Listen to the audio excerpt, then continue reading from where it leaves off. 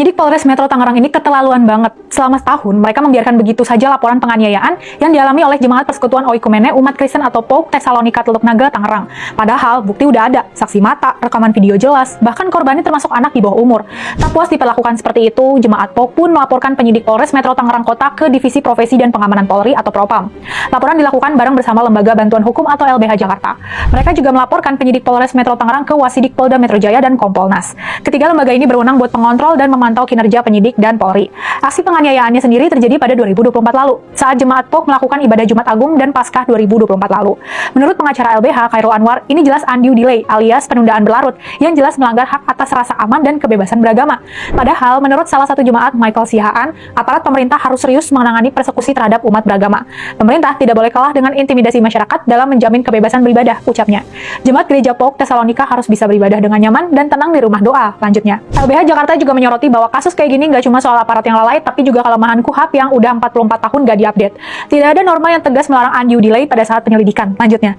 Jadi, nggak ada aturan tegas soal batas waktu penyelidikan, dan RKUHAP terbaru malah nggak kasih solusi. Jadi sampai sekarang, nggak ada aturan tegas soal batas waktu penyelidikan, dan nggak ada mekanisme kontrol eksternal yang kuat. Jadi kalau penyidik diem aja, korban cuma bisa ngadu ke atasan penyidik, itu pun lagi-lagi sering mentok. By the way, yang bikin tambah miris, penyerangan itu cuma satu dari banyak tekanan yang dihadapi Jemaat POUK Tesalonika.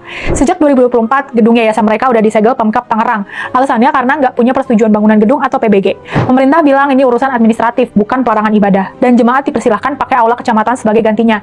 Masalahnya, yang seperti kita tahu, aturan izin rumah ibadah di Indonesia itu terkenal pilih kasih.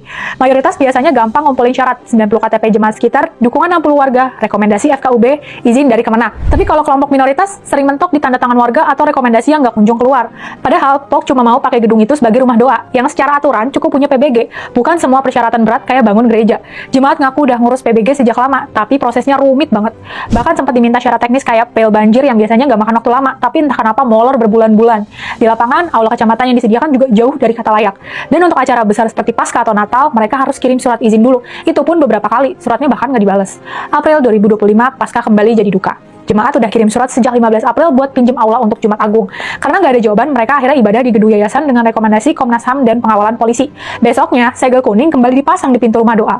Penutupan ini bikin jemaat makin yakin kalau persoalan mereka nggak cuma soal izin bangunan, tapi juga cerminan diskriminasi yang udah mengakar. Setiap kali ibadah, mereka harus berjaga-jaga, takut kejadian 2024 terulang.